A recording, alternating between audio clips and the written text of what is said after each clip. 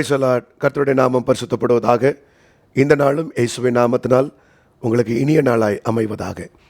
இந்த நாளுக்கான கர்த்தருடைய வார்த்தை ஆதியாகமத்தின் புஸ்தகம் 37ஆம் அதிகாரம் 4ஆம் வசனம்.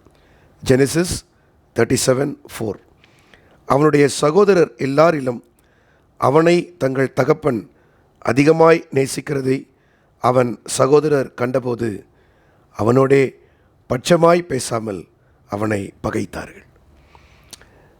கர்த்தருடைய நாமம் மகிமைப்படுவதாக. அன்பான கர்த்தருடைய பிள்ளைகளே, இந்த நாளுக்கான ரேமா கர்த்தருடைய வார்த்தை, நீங்கள் பகைக்கப்படுகிறீர்கள் என்றால் தேவனால் அதிகமாய் நேசிக்கப்படுகிறீர்கள். ஆமென். இந்த நாளிலே உங்களுடைய உள்ளம் சோர்ந்து போகாமல் கர்த்தருக்குள் திடன் அடைவதாக. அநேக நாட்களிலே அநேக முறை நாம் யோசிப்போம். நானும் கூட யோசித்தது உண்டு. ஏன் காரணம் இல்லாமல் நம்மை பகைக்கிறார்கள்? நம்மால் எந்த விதமான எதிர்வினையும் ஆற்றாத போது, நாம் எதையுமே தீங்கு இழைக்காத போது, காரணமே இல்லாமல் ஏன் சத்துருக்கள் எழும்புகிறார்கள்? அதற்கான விடைதான் இந்த நாளின் ரேமா. கர்த்தர் உங்களை அதிகமாய் நேசிக்கிறார். ஆம், சத்துருக்களை பிசாசு எழுப்பி விடுவான். மனிதர்களை தூண்டி விடுவான். குடும்பத்திலேயே எழுப்புவான். உறவுகளுக்குள் எழுப்புவான். நண்பர்களுக்குள் எழுப்புவான். விசுவாசிகளுக்குள் எழுப்புவான்.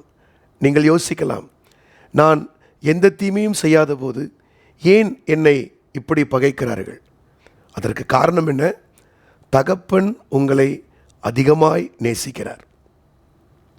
யாக்கோபின் 12 குமாரர்களில் யோசேப்புக்கு அதிகமான நேசம் இருந்தபடியினால் மற்ற 11 பேரும் யோசேப்பை பகைத்தார்கள். ஆம், தகப்பனுடைய வீடாகிய சபையிலே நாம் காணப்படும் போது, விசுவாசிகள் மத்தியில் நாம் காணப்படும் போது, இயேசு நம்மை அதிகமாய் நேசிக்கும் போது நம்முடைய சகோதரர்கள் நம்மை பகைப்பார்கள். பிதாவாகிய தேவன் தன்னுடைய சொந்த குமாரனாகிய இயேசுவை அதிகமாய் நேசித்தார். ஆகவேதான் இயேசு ஞானஸ்நானம் எடுத்து கரையேறும்போது ஒரு வார்த்தை சொல்லப்பட்டது, இவர் என்னுடைய நேசகுமாரன், இவரில் நான் பிரியமாயிருக்கிறேன்.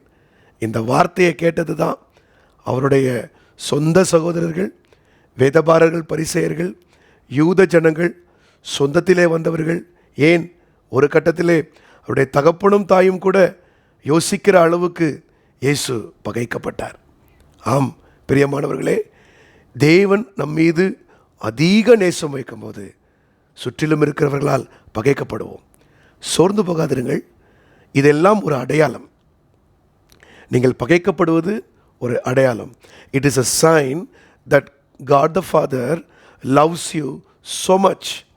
கொஞ்சமல்ல, குறைவாக அல்ல, அதிகமாய் நேசிக்கிறார்.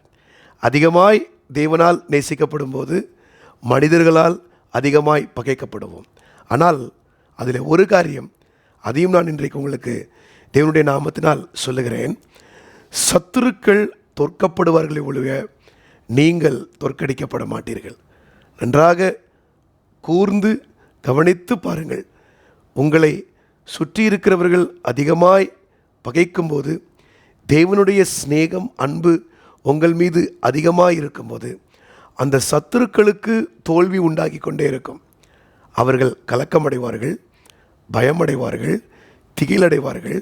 ஆனால் கர்த்தரோ அதிகமாய் நேசிக்கப்படுகிற உங்களை ஒரு முனையிலிருந்து அடுத்த முனைக்கு ப்ரொக்ரஸ் ஆகிக்கொண்டே, வளர்ச்சிக்குள் உங்களை அழைத்து சென்றே உங்களை ஏறு முகத்திலே வைத்திருப்பார்.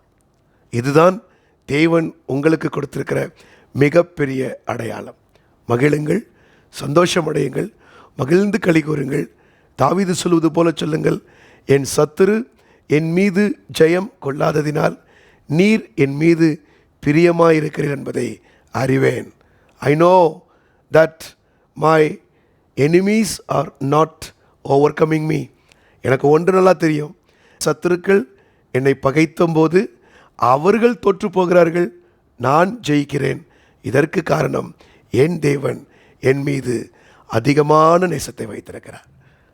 இந்த ஒரு ஆறுதலான வார்த்தையோடு, மகிழ்ச்சியான வார்த்தையோடு, கான்ஃபிடென்ட்டான வேர்டோடு, தைரியமான வார்த்தையோடு இந்த நாளை தொடங்குங்கள். இந்த நாளிலே முயற்சி செய்யுங்கள். கர்த்தர் உங்களோடு இருந்து பெரிய ஜெயத்தை கொடுப்பார். ஏன்?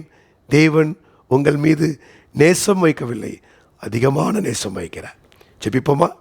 பிதாவே, உடைய கரத்திலே எங்களை ஒப்புக் கொடுக்கிறோம். தாவீது சொன்னது போல நாங்கள் சொல்லுகிறோம், ஆம் கர்த்தாவே, எங்கள் சத்துருக்கள் எவ்வளவாய் பெருகி இருக்கிறார்கள், ஆனாலும் நீர் எங்கள் தலையை உயர்த்துகிறீர். நீர் எங்கள் மீது அதிகமான நேசம் வைத்திருக்கிறீர். பிதாவே, இந்த நாளிலும் உற்றார், உறவினர், பந்து ஜனங்கள், நண்பர்கள், விசுவாசிகள் மத்தியிலே யாரெல்லாம் அதிகமாய் பகைக்கப்படுகிறார்களோ அவர்களுக்காய் நான் விசேஷமாய் ஜெபிக்கிறேன். அவருடைய இருதயம் தைரியப்படட்டும், அவருடைய இருதயம் திடப்படட்டும். நீர் அதிகமாய் நேசிக்கிறீர் என்கிற வார்த்தை அவர்களை உற்சாகப்படுத்தட்டும். சத்துருவுக்கு தோல்வியையும் எங்களுக்கு ஜெயத்தையும் நீர் கொடுக்கிறபடியால் கோடான கொடி ஸ்தோத்திரம். கர்த்தருடைய ஆவியானவர் எங்களுக்குள்ளே இருந்து எங்களுடைய இருதயத்தை தொடர்ந்து பலப்படுத்தும். உம்முடைய பிள்ளைகள் தேவனுடைய அதிகமான நேசத்தை தொடர்ந்து பெற்று அனுபவிக்கட்டும். இயேசுவின் நாமத்தில் கேட்டுக்கொள்ளுகிறோம் நல்ல பிதாவே. ஆமேன், ஆமேன், ஆமேன். God bless you. தேவனுடைய அதிகமான நேசம் உங்களை பின்தொடர்வதாக. ஆமேன்.